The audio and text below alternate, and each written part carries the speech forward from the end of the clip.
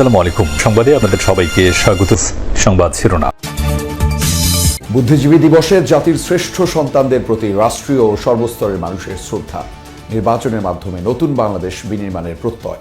আমরা চাই যাতে দেশ এগিয়ে যায়, দেশের প্রত্যেক মানুষ এই জিনিসটাকে দেশের নিজেদের মধ্যে ধারণ করুক। মুক্তিযুদ্ধকে যেদিন পুরোপুরিভাবে সম্পূর্ণভাবে ধারণ করতে পারবো সেদিনই আমরা এগিয়ে যেতে পারবো। প্রার্থীদের হত্যা চেষ্টার মধ্য দিয়ে দেশ অস্থিতিশীল করার চেষ্টা চলছে, মন্তব্য মির্জা ফখরুলের। মাথা চাড়া দিয়েছে ৭১-এর অপশক্তি। গণতান্ত্রিক অগ্রযাত্রাকে অক্ষুণ্ণ রাখবো এবং সমস্ত চক্রান্তকে ব্যর্থ করে দিয়ে বাংলাদেশকে নতুনভাবে আমরা গড়ে তুলব ইনশাআল্লাহ। তাদের অবস্থা আশঙ্কাজনক জানালেন চিকিৎসক। হামলায় ব্যবহৃত মোটরসাইকেল সহ ৩ জন আটক। হামলাকারীরা পালিয়ে গেছে কিনা জানা নেই পুলিশের। আমিনবাজার তারপরে সাভার থেকে মোটরসাইকেলে আসে এখানে অবস্থান করে কিছু সময় আবার একটা অকারেন্স করে তাদের যাতায়াতের সুবিধা।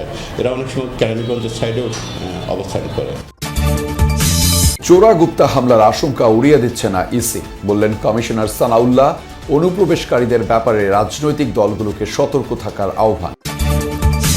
সংস্কারের উদ্দীপনা হারিয়েছে অন্তর্বর্তী সরকার। অভিযোগ সুশীল সমাজ ও রাজনীতিবিদদের। বাস্তবায়নে বড় বাধা আমলাতন্ত্র। নির্বাচনকে কেন্দ্র করে রাজনীতিবিদরা আরো সহিংসতা বা আক্রমণের শিকার হবেন কিনা এই ব্যাপারে খুব বড় ধরনের আশঙ্কা প্রকাশ করা হয়েছে। প্রতিটা ক্ষেত্রে strong resistance came from the bureaucracy. অতীতে অন্যায়ে জড়িয়েছিলেন বহু বিচারক। বিদায়ী অভিভাষণে বললেন প্রধান বিচারপতি, অসৎ ও অসাধুদের বিরুদ্ধে কঠোর ব্যবস্থার তাগিদ। অসৎ ও অসাধু বিচারকদের বিরুদ্ধে কঠোর ব্যবস্থা নিতে হবে। দায়িত্ব নিয়ে তথ্য এবং যুব ও ক্রীড়া মন্ত্রণালয়ের ২ উপদেষ্টা। ভোটের আগে ভীতিকর পরিস্থিতি তৈরির অপচেষ্টা চলছে, বললেন রিজওয়ানা। সিডনির বন্ডাই সমুদ্র সৈকতে বন্দুকধারীদের এলোপাতাড়ি গুলি, একাততায়ী সহ কমপক্ষে ১২ জন নিহত। সন্দেহভাজন ২ জনকে হেফাজতে নিয়েছে পুলিশ। যথাযোগ্য মর্যাদায় পালিত হচ্ছে শহীদ বুদ্ধিজীবী দিবস। দিনের শুরুতে মিরপুর বুদ্ধিজীবী স্মৃতিসৌধে পুষ্পস্তবক অর্পণের মধ্য দিয়ে জাতির শ্রেষ্ঠ সন্তানদের প্রতি শ্রদ্ধা নিবেদন করেন রাষ্ট্রপতি মোহাম্মদ শাহাবুদ্দিন ও প্রধান উপদেষ্টা ডক্টর মোহাম্মদ ইউনূস। গুরুত্বপূর্ণ ব্যক্তিদের শ্রদ্ধা নিবেদন শেষে বুদ্ধিজীবী স্মৃতিসৌধ উন্মুক্ত করে দেয়া হয় সর্বস্তরের মানুষের জন্য। 14 ডিসেম্বর বাঙালি জাতির ইতিহাসের সবচেয়ে বেদনাবিধুর একদিন, জাতির জন্য এক মহাশূন্যতার দিন। বিজয়ের ঠিক আগ মুহূর্তেই জাতিকে মেধাশূন্য করতে 1971 সালের এই দিনে বাংলাদেশের কৃতি সন্তানদের হত্যা করে হানাদার বাহিনী ও তাদের দোসররা। রাষ্ট্রীয় আয়োজনের শুরুতে সকাল 7টার কিছু পরেই মিরপুর শহীদ বুদ্ধিজীবী স্মৃতিসৌধে ফুল দিয়ে শ্রদ্ধা জানান রাষ্ট্রপতি মোহাম্মদ শাহাবুদ্দিন।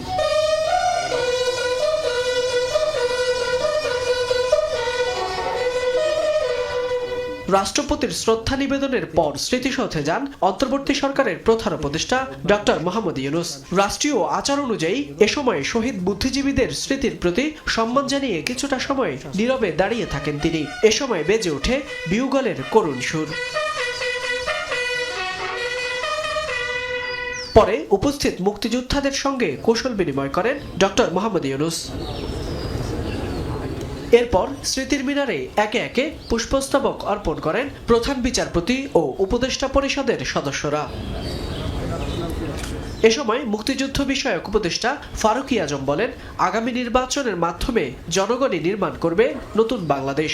জনগণের মতামতের ভিত্তিতে যে সমস্ত সরকার আসবে বাংলাদেশে আগামী ভবিষ্যতে, তার জন্য একটা জুলাই সনদ হয়েছে, তারই ভিত্তিতে নতুন বাংলাদেশ গড়ে উঠবে। প্রার্থীদের হত্যা চেষ্টার মধ্য দিয়ে দেশকে অস্থিতিশীল করার অপচেষ্টা করছে ফ্যাসিবাদী শক্তি, এমন অভিযোগ করেছেন বিএনপি মহাসচিব। তবে ভয় দেখিয়ে গণতন্ত্রের সৈনিকদের দমিয়ে রাখা যাবে না বলে হুঁশিয়ারি করেছেন দলটির কয়েকজন নেতা। তারা বলেন, হত্যাযজ্ঞের রাজনীতি করলে প্রতিহত করা হবে।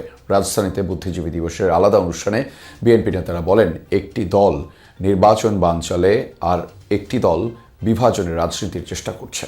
বুদ্ধিজীবী দিবস উপলক্ষে রাজধানীর ইঞ্জিনিয়ার্স ইনস্টিটিউশনে আলোচনা সভার আয়োজন করে বিএনপি। বিজয়ের দ্বার প্রান্তে থাকা বাংলাদেশকে মেধাশূন্য করার নীল নকশায় হত্যা করা হয় জাতির সূর্য সন্তানদের। পাক হানাদার বাহিনীর সেই বর্বরতার ইতিহাস আর তাদের সহযোগী রাজাকার বাহিনীর কথা তুলে ধরেন বিএনপি নেতারা। তাদের ষড়যন্ত্রের জবাব দেব, তাদের ষড়যন্ত্রকে ব্যর্থ করে দেওয়ার মাধ্যমে।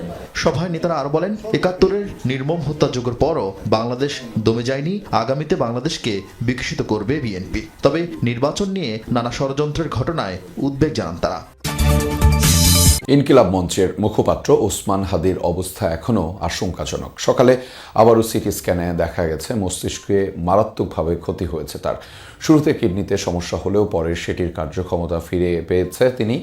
দুপুরে এভারকেয়ার হাসপাতালে হাদির শারীরিক অবস্থার খোঁজ নিতে যান ঢাকা মেডিকেলের নিউরোসার্জন ডাক্তার মোহাম্মদ আব্দুল আহাদ। তিনি সাংবাদিকদেরকে জানান, গুলি মস্তিষ্কের টেম্পোরাল ব্যারিয়ার ভেদ করে গেছে। শরীরের ভেতরে রয়ে যাওয়া বুলেটের অংশ অস্ত্রোপচারের মাধ্যমে বের করে আনা হয়েছে। তিনি বলেন, লাইফ সাপোর্টে ফুসফুস অপরিবর্তিত অবস্থায় রয়েছে। হাদিকে খুব কাছ থেকে করা গুলিটি সবচেয়ে গুরুত্বপূর্ণ রক্তনালীগুলোর পাশ দিয়েই ভেদ করে গেছে। এরই মধ্যে বিদেশে চিকিৎসার কেস সামারি পাঠানো হয়েছে। মেডিকেল বোর্ড সিদ্ধান্ত নিলে ওসমান হাদিকে বিদেশে পাঠানো হবে। অবশ্য চূড়ান্ত সিদ্ধান্ত নেবে পরিবার।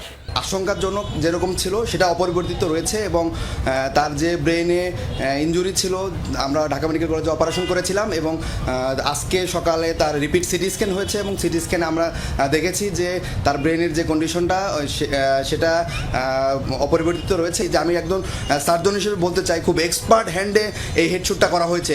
ব্রেন স্টেম, যেটাতে হৃদযন্ত্র এবং শ্বাস প্রশ্বাস সেন্টার থাকে, ঠিক সেই সেন্টারের সামনে দিয়ে সার্কেল অফ উইলিস, যেখানে সবচেয়ে বেশি রক্তনালীগুলো থাকে, ওই রক্তনালীর সামনে দিয়ে একদম এফোর ওপর হয়ে গিয়েছে। ওসমান হাদির ওপর হামলাকারী দুজন সীমান্ত দিয়ে পালিয়ে গেছেন, এমন তথ্য মিলছে নানা মাধ্যমে। তাদের হদিস জানাতে না পারলেও পুলিশ বলছে, বৈধ পথে সন্দেহভাজন হামলাকারী ফয়সাল ও আলমগীরের বিদেশ যাওয়ার তথ্য নেই। বিকেলে এক ব্রিফিংয়ে ডিএমপি জানিয়েছে, গ্রেফতার করা হয়েছে 2 মানব পাচারকারীকে। এদিকে হামলায় ব্যবহৃত মোটরসাইকেলের মালিককে 3 দিনের রিমান্ডে নেওয়া হয়েছে। জানানো হয়, জুলাই যোদ্ধা ও নির্বাচনে প্রার্থীদের যারা ঝুঁকিতে আছেন তাদের নিরাপত্তা দেবে পুলিশ। শুক্রবার ঢাকা ৮ আসনের সম্ভাব্য প্রার্থী ও ইনকিলাব মঞ্চের মুখপাত্র ওসমান হাদিকে গুলি করে দুর্বৃত্তরা। সিসি ফুটেজে দেখা যায়, একটি মোটরসাইকেল থেকে এক ব্যক্তি অটোরিকশায় থাকা হাদিকে গুলি করেন। এরই মধ্যে হাদির উপর হামলাকারী দুজনকে শনাক্তের পর 2 দিন ধরে তাদের খুঁজছে পুলিশ। শুটার ফয়সাল ও মোটরসাইকেল চালক আলমগীর কি আদৌ দেশে আছে কিনা তা নিয়ে প্রশ্ন থাকলেও পুলিশ বলছে তাদের গ্রেফতারে অভিযান চলমান। ঢাকা মেট্রোপলিটন পুলিশ হামলাকারীদের গ্রেফতারের জোর প্রচেষ্টা চালিয়ে যাচ্ছে। 2 সন্ত্রাসীকে এখনও গ্রেফতার করতে না পারলেও হাদির উপর হামলায় ব্যবহৃত মোটরসাইকেলটির মালিক আব্দুল হান্নানকে আটক করেছে পুলিশ। সেই সাথে সীমান্ত দিয়ে মানব পাচারের সাথে জড়িত সন্দেহে আরও 2 জনকেও আটক করা হয়েছে। হামলাকারীরা পালানো কিনা জিজ্ঞাসাবাদে সে তথ্য জানার চেষ্টা করা হবে। হলো আমাদের কাছে যেটুকু তথ্য, যে এরা ওই অপথে বলতে ইমিগ্রেশন চ্যানেলের না, ইমিগ্রেশন চ্যানেলের বাইরে চোরাই পথে মানব পাচার করে থাকে, সীমান্ত পারাপার করে থাকে। তো তাদের কাছে এই ধরনের কোনো তথ্য আছে কিনা আমরা এই কারণে তাদেরকে নিয়ে আসতেছি। তাদের সাথে জিজ্ঞাসাবাদ করে কথাবার্তা বলে আমরা কোনো তথ্য পাইলে এটা পরবর্তীতে আপনাদেরকে জানাবো।